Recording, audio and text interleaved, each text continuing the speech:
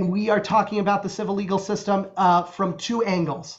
First, we are talking about, the front door of the civil legal system, which is the right to have counsel in the civil legal system. So the whole first half of our briefing today is all about right to counsel. We have John Pollock, who's the coordinator of the big national organization, the National Coalition for Civil Right to Counsel, that's been fighting for years to expand the idea of a civil right to counsel.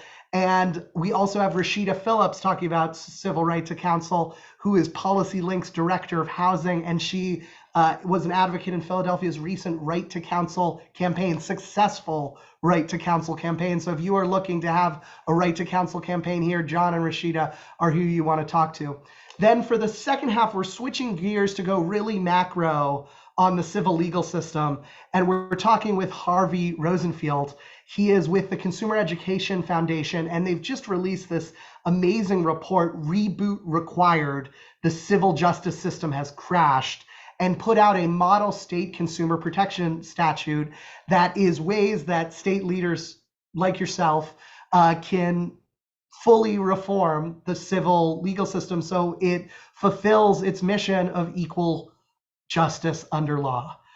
So without further ado, we'll get started with the first half of our program on right to counsel with John Pollock of the National Coalition for Civil Right to Counsel. Before John begins, though, know that as this goes on, drop questions in the chat, and when we get to the Q&A at the end of each half, we'll be sure to read some of your questions. Over to you, John. And John, you're on mute. Thank you. Sorry. It's a pleasure to see so many of you here today, and really looking forward to having this conversation. I'm going to basically just talk through what the right to counsel movement looks like writ large, where it's been, how it got here, and where we're going. And just so you know who we are, the National Coalition, we're about 600 participants and partners across 45 states, very state and locally driven. We don't come in with a particular model of what to do. We're really here to support all of you, whether you're legal services, organizers, non-governmental organizations, policymakers. We work with all across the country at the city and state and federal level.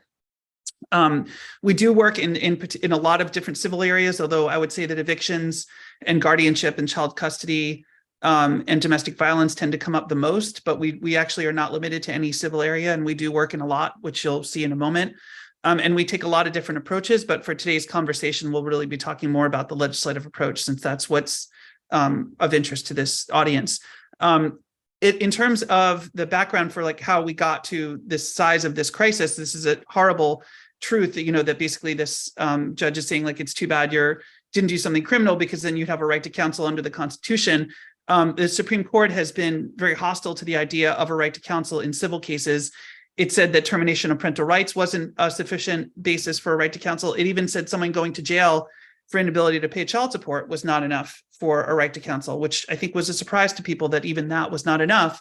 This Supreme Court environment is the lab in which we operate, and it's part of the reason why we have these statistics, like 3 out of 4 low-income people have a problem, and one of 2 are turned away by legal aid, because without the right to counsel, you don't have a guarantee of funding, you don't have this commitment from the government.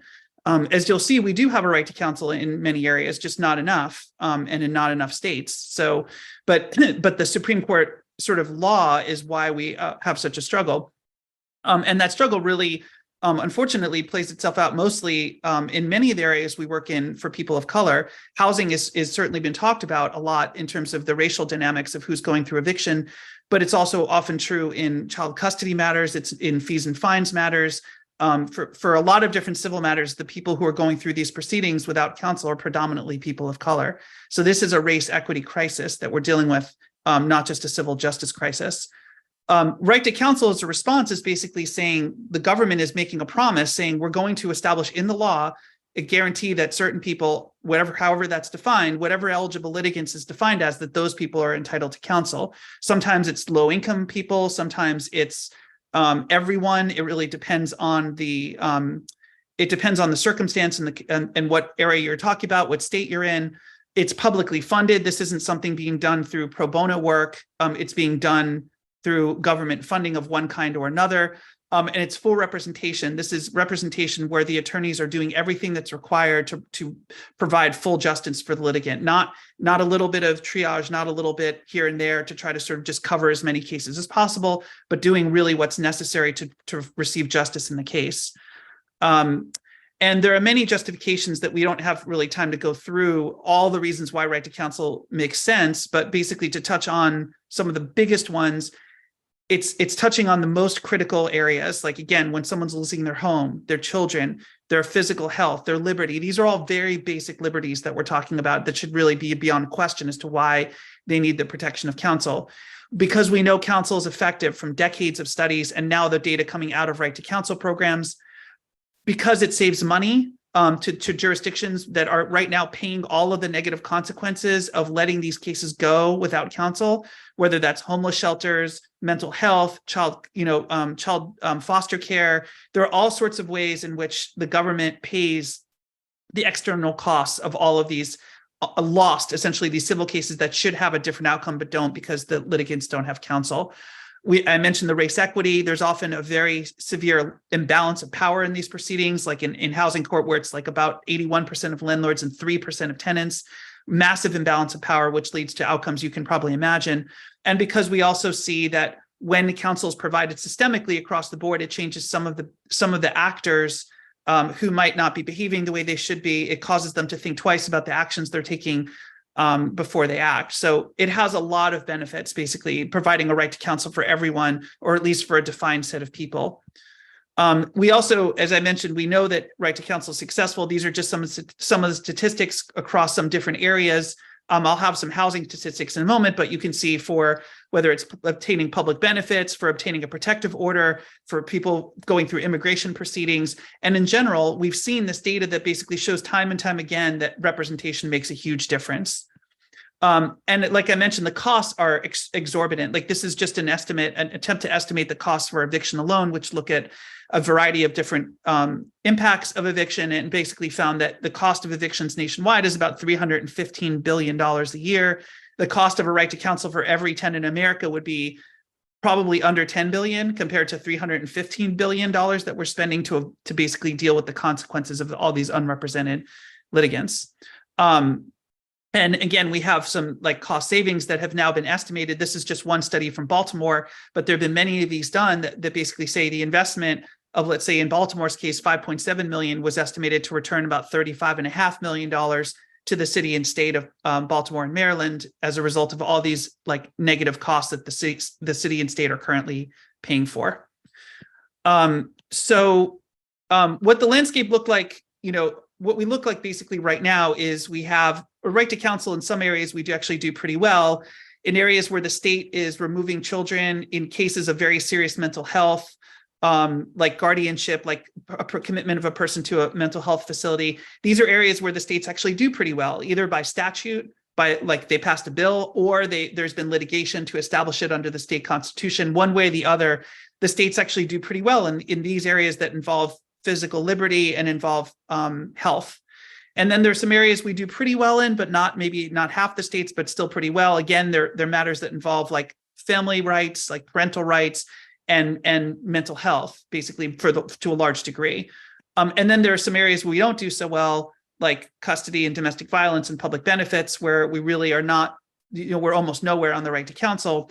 Our map actually, this is some data from our map, which is at civilrighttocounsel.org, that gives you basically a picture of like, in the green is like kind of what you want, the purple is kind of a mixture, and the blank is bad. And so you can see like in termination of parental rights, we're doing really well. For tenants facing eviction, we're doing a lot better than we were before 2017. This map would have been blank.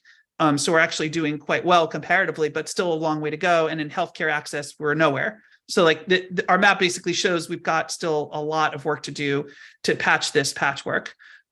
We do litigation in a variety of areas to try to improve this. And you can see across the board, it's in a lot of different states.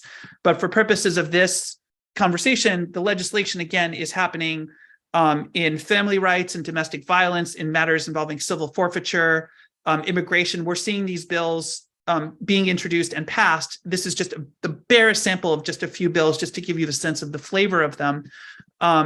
And in some of the areas we do a lot of work in, like guardianship, we're now starting to see a lot of interest, state bills being filed all over the place to improve, or in some cases create in the first instance, the right to counsel for people whose rights are being removed because they're being subjected to a guardianship. So there's a lot of ways to get involved right now. The Uniform Guardianship Act is something that's been introduced in many jurisdictions to try to close the holes of guardianship in general, and the right to counsel as part of that act. Again, child welfare or matters involving child custody. There's a lot of stuff happening around the country involving both children and parents. The right to counsel for both is being pursued, and you can see not just in states you might anticipate, but in Arkansas, Hawaii, Missouri, North Carolina, North Dakota, this legislation is nationwide. So if you're interested, and we'll get to that in a moment, there's plenty of opportunities to get involved.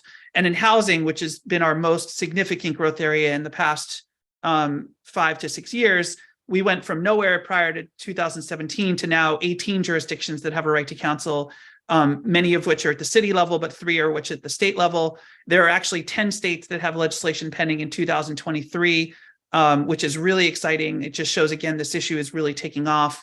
And it's actually, what's really exciting too, is that it's supported by polling data that shows that politically, this is a very popular idea. The right to counsel for eviction is something that's supported across the political spectrum.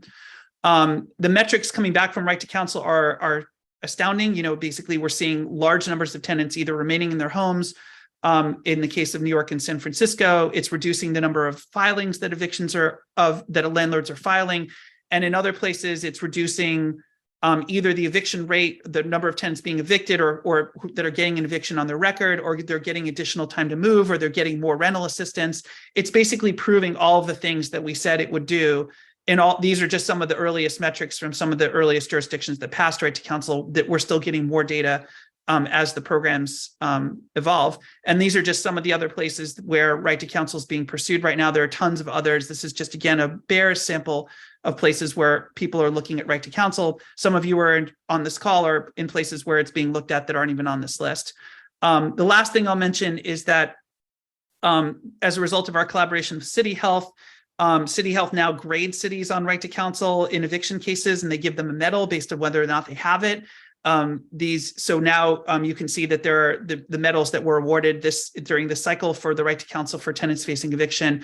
That's another great tool for getting jurisdictions to move on this policy if they want to improve their medal status with City Health. If you want to get involved, we have all this legislation on our website. We keep track of, there are roughly 200 bills filed every year across the country at the state. That's just the state level.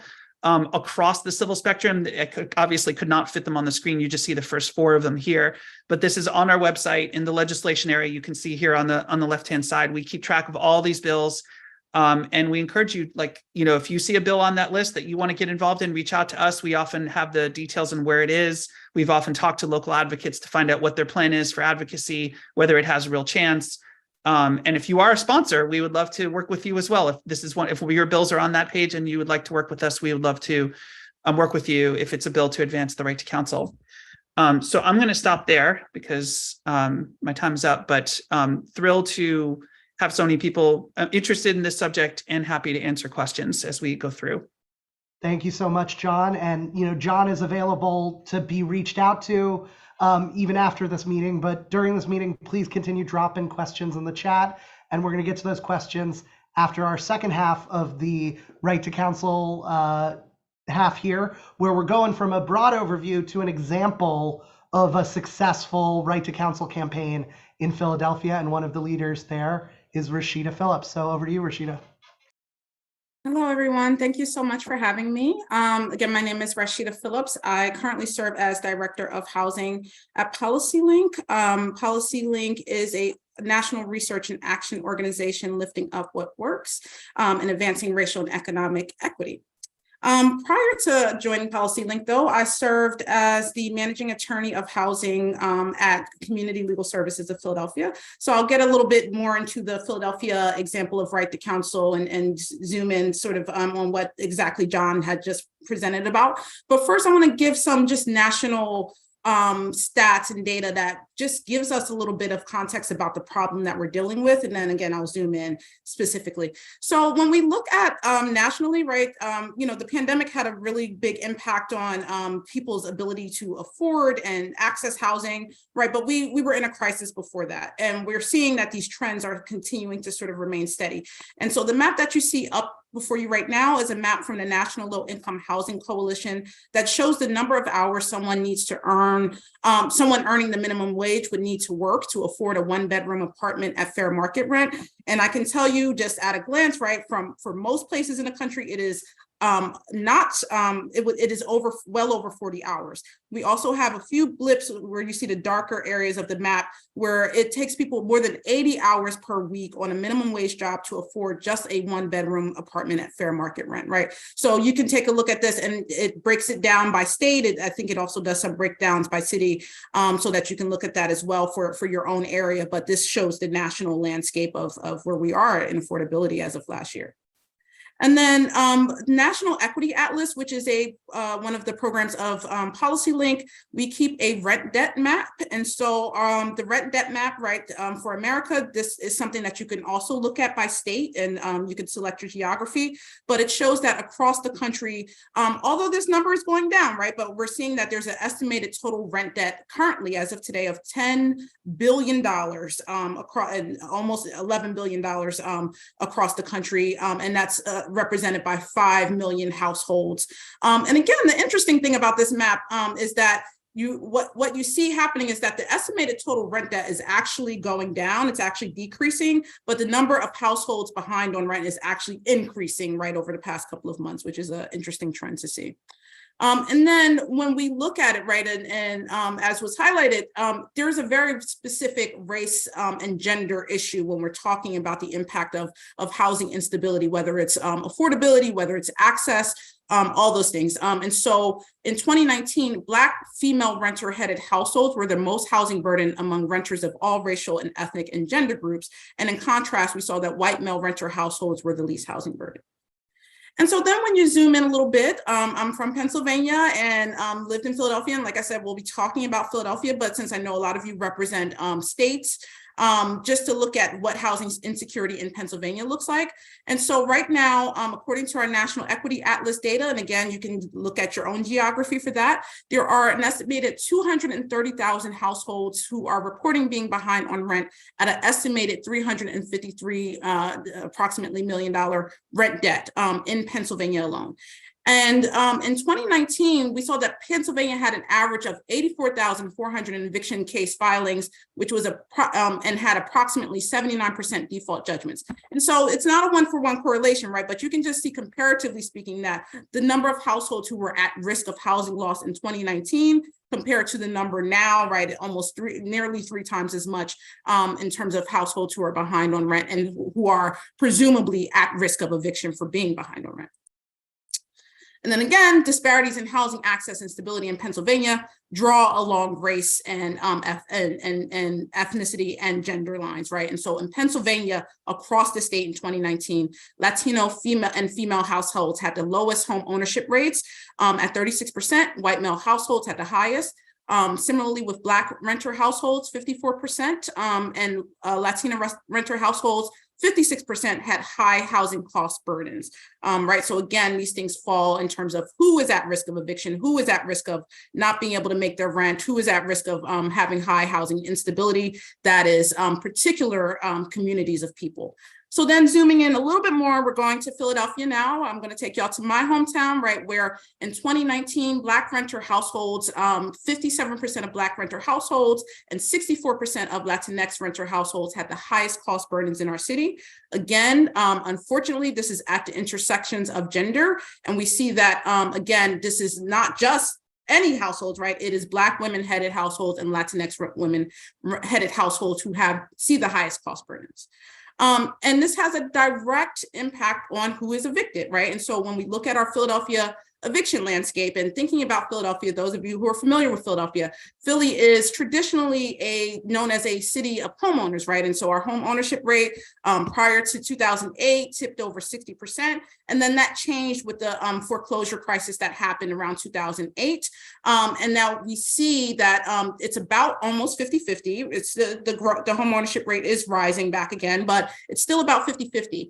However, despite that comparison, right, the eviction rate is 4 times higher than the foreclosure rate. So it just shows you that renters, despite taking up more of the demographic in Philadelphia now, they are still more precarious than homeowners, right? They're still at greater risk of housing instability and being evicted than homeowners.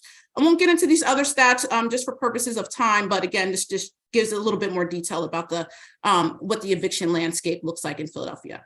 How do we know this? We did over the past couple of years, quite a few reports, right? Particularly coming into being a more prominent part of the Right to Counsel movement and working to bring Right to Counsel to Philadelphia, particularly after seeing what was happening in New York City.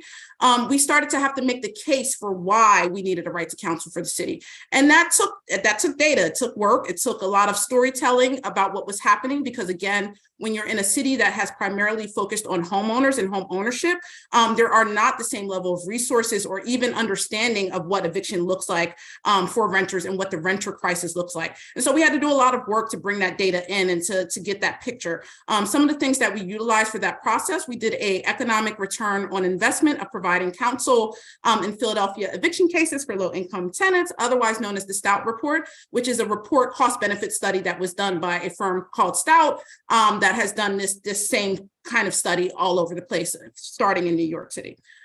We also had some local data done, and our legal services program also did some independent data gathering, as well as the affirmatively furthering fair housing process, which had an assessment of fair housing that really allowed us to look at the barriers faced by protected classes of people in terms of housing access. So that also gave us an opportunity to think about what was happening with evictions in Philadelphia. And so just again, the highlights of those reports, what we found that high rates of eviction happen for voucher holders in particular. There's an inability to access housing after eviction.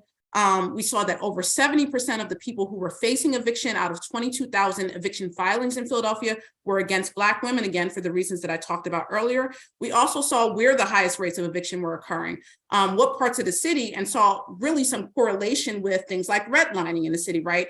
So those continuing harms from the past that are continuing to haunt the present in terms of who's being evicted. And then the big number, right? The reason why we're all here today is, right, 5 to 7% of tenants were being represented in eviction court, while only 85 to 90% of landlords, while 85 to 90% of landlords had representation in the over 22,000 eviction cases filed each year in Philadelphia.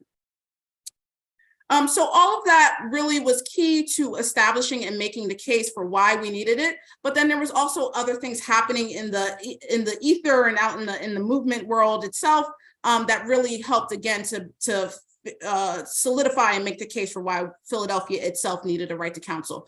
Key among those, Matt Desmond's Evicted book was published, New York City drafting and introducing its right to counsel legislation, us having new city council members who were really champions for right to counsel and holding hearings on the eviction crisis.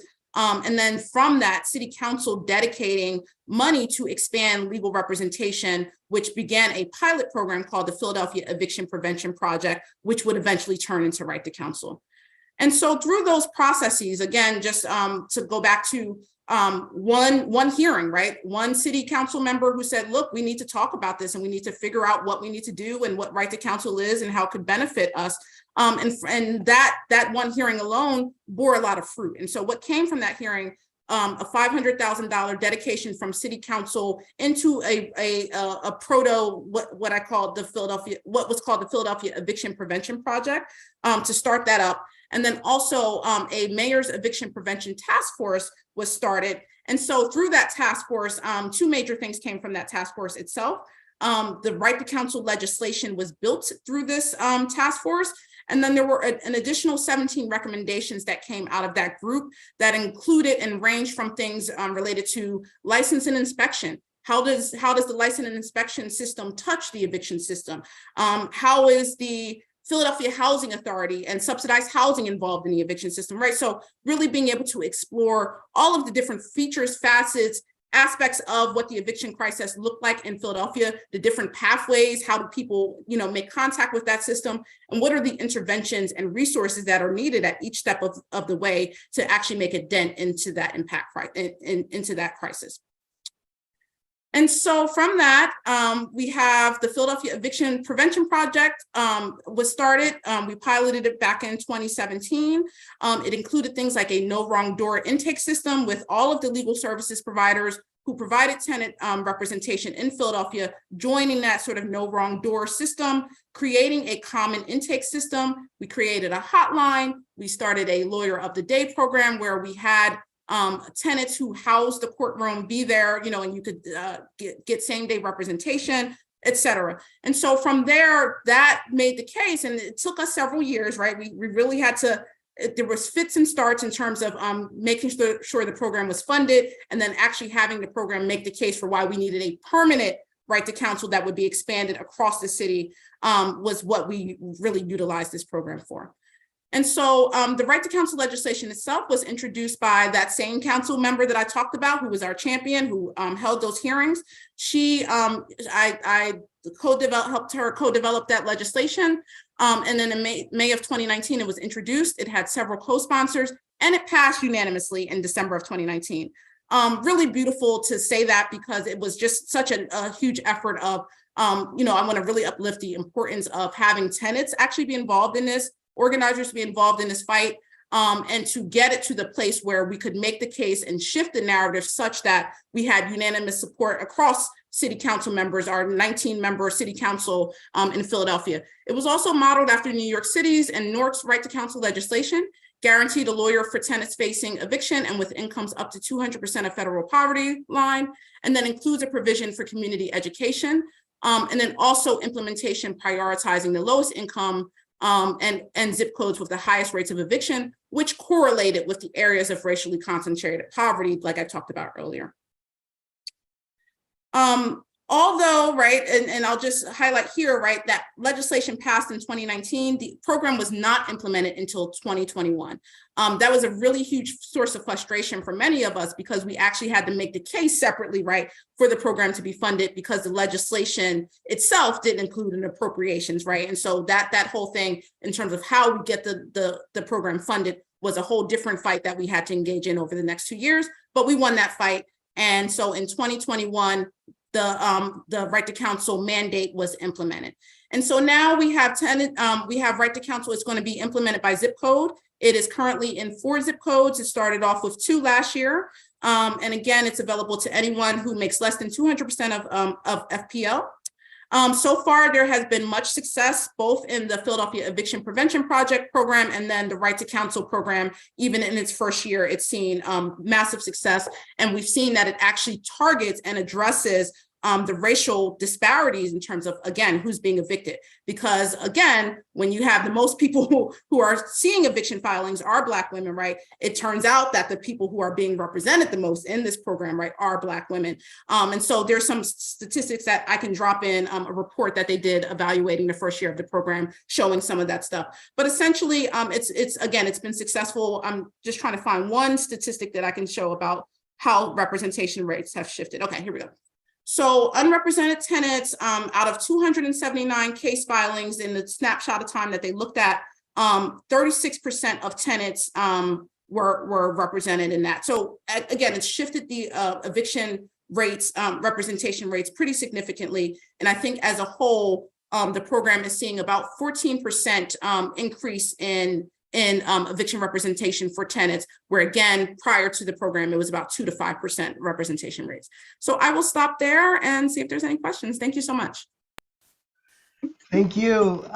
We so appreciate Rasheedah and John. They're doing amazing work of spreading this idea, and it's an idea that is spreading. You know, as John mentioned, there are hundreds of bills every year, and there are great examples like what happened in Philadelphia happening everywhere. And we hope all of you in the audience today and all of you watching later can bring this to your city and your state. If you have any questions for Rasheedah and John, drop them in the chat, but we are at time, so we can't do them by voice, but Rasheedah and John can hop in the chat to answer them. And Rasheedah and John are also available by email afterwards, and we're going to be sending out a follow-up with their slides and contact info, so you can so they can help you spread what they've been doing to your neck of the woods. For now, we move to the second half of our program with Harvey Rosenfield to move from kind of this beginning of the an average citizen's relationship with the civil legal system, which is having a right to counsel, to the civil legal system as a whole and the need to have more macro structural reforms to the civil legal system. And Harvey's here to talk about both their recent Reboot Required, the Civil Justice System Has Crashed report, and Model State Consumer Protection Statute. Over to you, Harvey. All right, Pete, thank you. And I want to thank you and your colleagues at DPN for all the great work you do, and also for this opportunity to hopefully inspire people around the country to consider some of the proposals we've made to fix a system that we've concluded is broken. As you said, I'm here to discuss the results of a 4-year investigation that a colleague of mine and I undertook in 2018, which concluded that the civil justice system in the United States has failed. Our analysis is that it's been corrupted by a 50-year campaign by corporations and their allies in government to basically reprogram the laws and judicial procedures to favor business interests and the wealthy elites, leaving average people with basically no legal protection against a growing array of current and future abuses in the American marketplace. But before I talk a little bit about the report and the Model Act, I just want to tell you a little bit about myself and how I ended up in this, participating in this project. In 1985, I founded a nonprofit organization in California known as Consumer Watchdog. And at that time, the state of California, like many other states in the nation, was in the middle of an insurance crisis. Rates were going through the roof. Consumers had neither consumers nor the government, actually, in most states, had no real control or say in how insurance rates and premiums were set. And so I drafted a ballot proposal to try to inspire the legislature to pass something. The legislature wouldn't do it. So we put an insurance reform proposal on the ballot.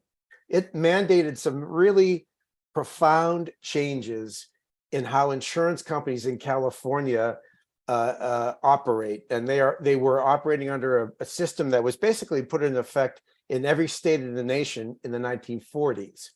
But as I said, it had no consumer protections.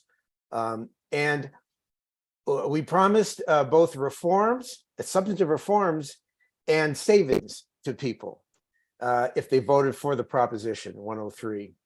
To my surprise, California voters approved it, despite a record $63 million spent by the insurance industry against the proposition. It turned out that passing a measure was the easy part. There were over 100 lawsuits filed by insurance companies over the course of the weeks following the passage of the initiative.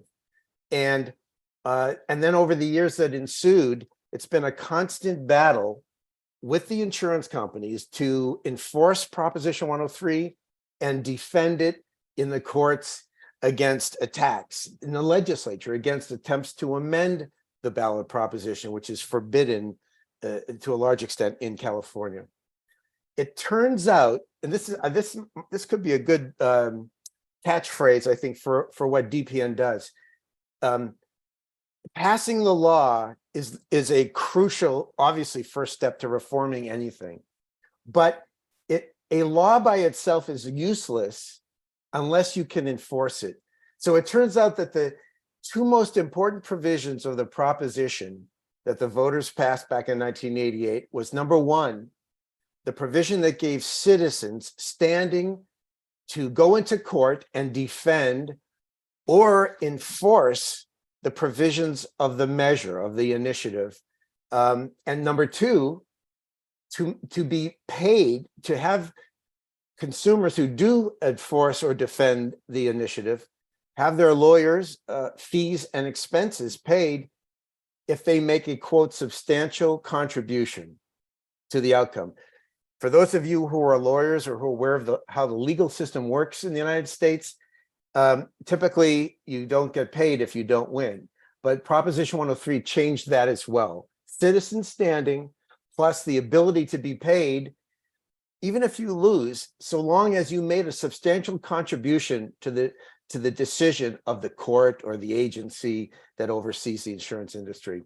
And those two provisions, which were not as sexy as requiring rate refunds and eliminating discrimination and making the antitrust laws apply. Those two citizen empowerment procedures have allowed us to defend and enforce Prop 103, and it's saved, according to the Consumer Federation of America, over $165 billion in motorists' premiums alone.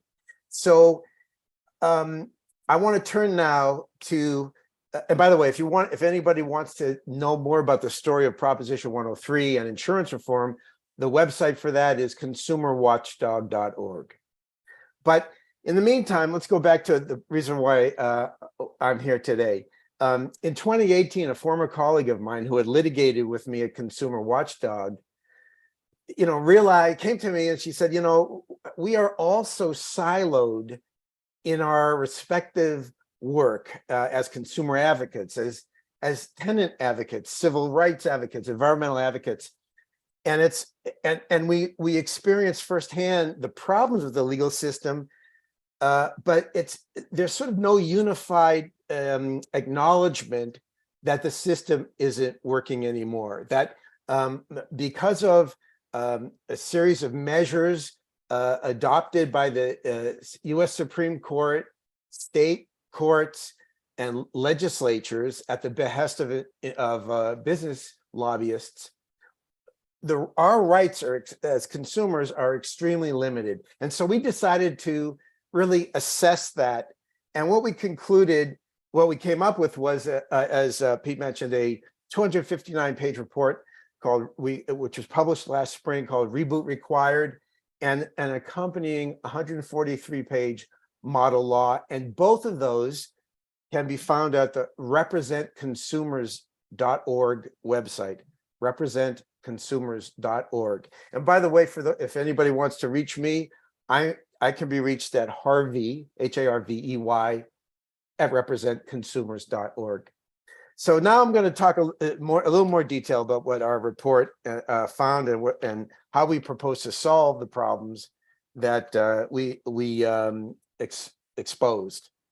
The report basically looked at a 50-year campaign by the business community and the elites to erode consumer protection laws, to block the passage of needed reforms, to change, or I would say deeply undermine the current class action system, all of which had the effect of stripping Americans of their right to their day in court and their trial by jury.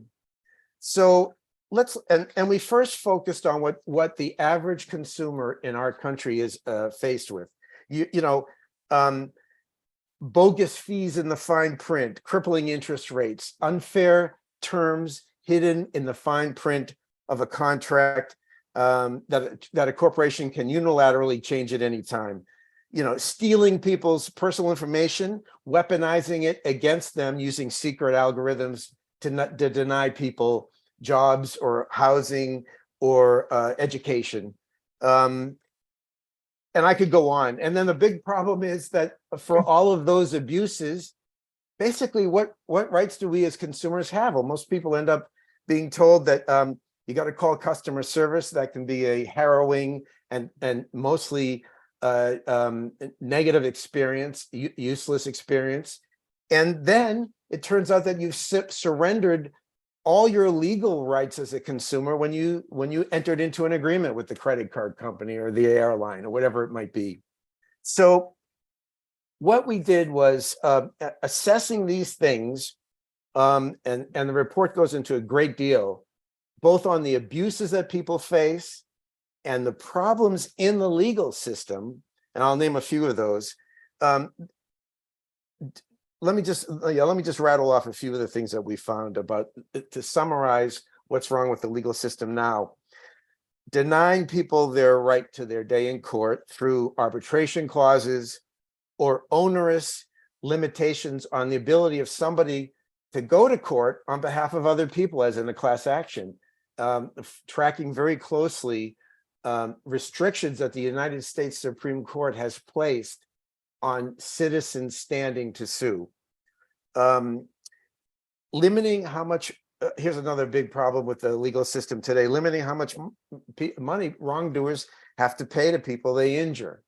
And that includes money for the amount of time you have to spend resolving a problem with a corporation. And sometimes even the law prevents people from hiring an attorney to represent them, because there are certain states where there are caps on attorneys' fees, or as well as damage awards, trying to discourage people from finding counsel. And then there are many odd legal procedures and obstacles that have been put in place by the courts across the country, which have the cumulative effect of forcing consumers and their lawyers to settle good cases on paltry or poor terms. You won't hear many lawyers talking about this, especially lawyers who represent plaintiffs or victims, but it's the dirty little secret here, is that the settlements are poor because the laws are stacked against consumers when you go to court. One thing I want to emphasize, Joe Biden in his State of the Union address a few weeks ago mentioned some of these routine everyday indignities that people experience. Like he mentioned hotel and resort fees and airline fees. It's the first time I've heard a president talk about those kinds of daily indignities in the State of the Union address. But there's what he did. He drew a line directly. He connected the dots from those kinds of problems that Americans face every day in their daily lives, trying to resolve a dispute with a big corporation, and the sense of powerlessness that has led to the loss of confidence in the judicial branch, widespread among Americans. And even further, and we developed this in the report, when people lose confidence in the judicial branch as a source of refuge and protection, at the end of the day, then they lose faith in democracy. And when you lose faith in democracy, you end up seeing what we saw on January 6th, which is people rioting and running amok because they perceive that government is not looking out for their interests. I'm not defending, obviously, what they did, but we all see a direct connection. Now let me talk a little bit about what we call the Represent Act. Basically, it restores the protections for consumers that have been withdrawn or undermined over the last few years, or the last 5 decades, sorry. And it specifies a series of abuses that are banned, that are explicitly banned by the proposed legislation. It requires more compensation for consumers, including for violation of their privacy or the amount of time they spend trying to rectify a dispute, as I mentioned earlier.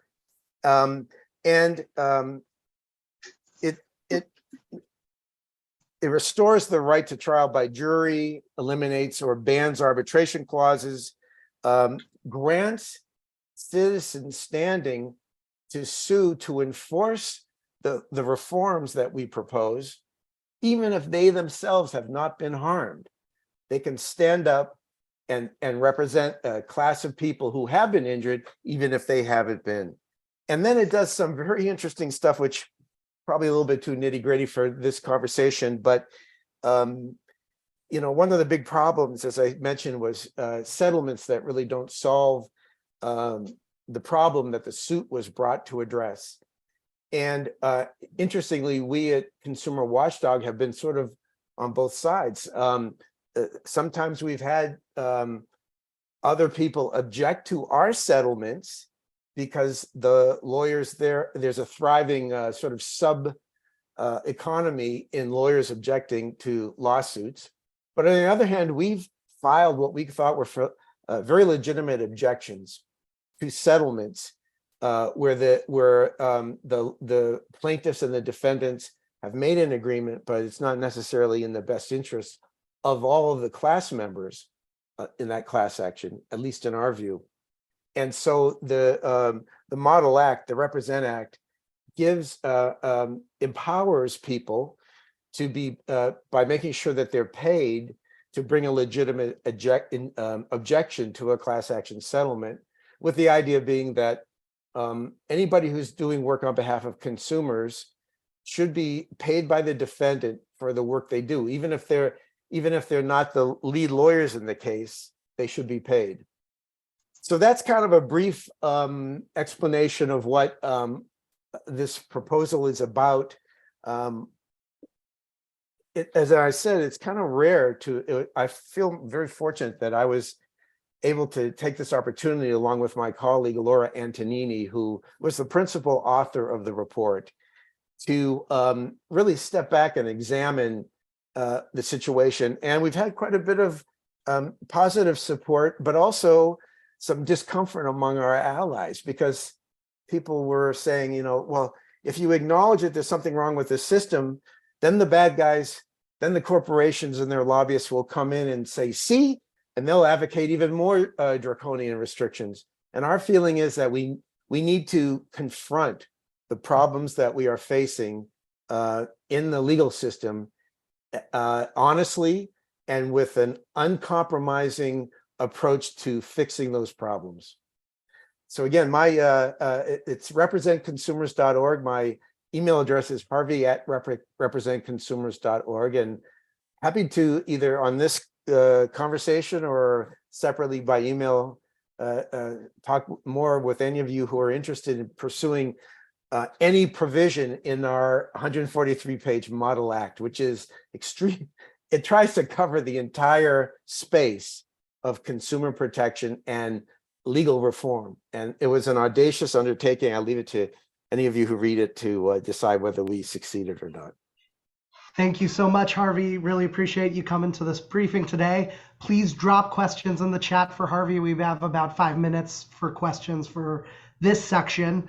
And, just to summarize why we at DPN were drawn to the Represent Act is, if you look at this first page of the table of contents here, you see that there's all these details of the civil legal system.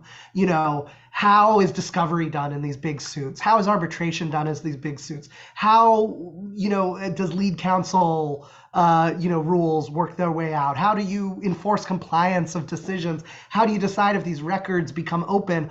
All of them, when your state laws rules and your state civil legal system's rules are not calibrated to be consumer friendly, they are going to be calibrated to be corporate friendly. And in all of those details, one click at a time, corporate defendants are going to prevent people from having their rights realized in court. And it was such a service by Laura and Harvey to take this act and say, here's the 100 things where we can turn the dials one click towards consumers on each of these things, and it adds up to a civil legal system that's much more consumer friendly.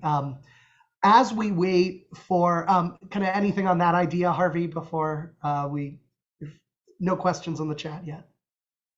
No, I mean, Pete, I think you said it more concisely than I did. I think you've hit it right on the head. That is exactly what's going on, and I want to thank you and John and Rasheedah also for what they're doing. I mean, it's really what they're doing. The right to counsel is really an example or an illustration of one aspect of the legal system that isn't working right. The way we address that in our proposal is to make sure, and we drew this from Proposition 103, make sure that every lawyer who represents a consumer or a tenant, anybody trying to protect or vindicate their rights gets paid by the defendant. And that's not true in every state. And to the extent that our proposal suggests that it says that you can get paid even if you didn't win the case or didn't win all of the case, it's groundbreaking. State Farm is planning to bring that to the United States Supreme Court's attention in the near future because they claim it's a violation of their due process rights to have to pay an intervener like Consumer Watchdog in a lawsuit. Great. We have 2 questions coming in the chat, and we have about 3 or 4 minutes before we have to close out today. I'll say both the questions, and then you can answer them in whatever order you want. Harvey, first was, what has been the biggest challenge that the proposition once enacted has faced in achieving its goals? And, what was the biggest challenge that you're hoping to address with the civil legal system that came from your experience decades ago with Prop 103? The other was, if people who aren't harmed have standing to sue, how do we prevent corporate interests from suing when they haven't been harmed to overturn consumer protections proactively? So how do we make sure that, Represent Act provisions are not weaponized against ordinary citizens by corporations? Here's the interesting thing. Corporations already have the standing to sue. Anybody can go into court and claim that they've been harmed, and corporations do it all the time. And they have, as like in the case of the insurance companies, their lawyers, who are among the top lawyers and law firms in the country, are paid by policyholders, right? It's the policyholders who's standing to challenge an insurance action or anybody's misconduct, any business's misconduct, who they have to go through a series of hurdles and hoops that have been articulated by the the U.S. Supreme Court and then copied by many state courts. So far from, I don't see the problem as weaponization by the other side. They're already completely weaponized.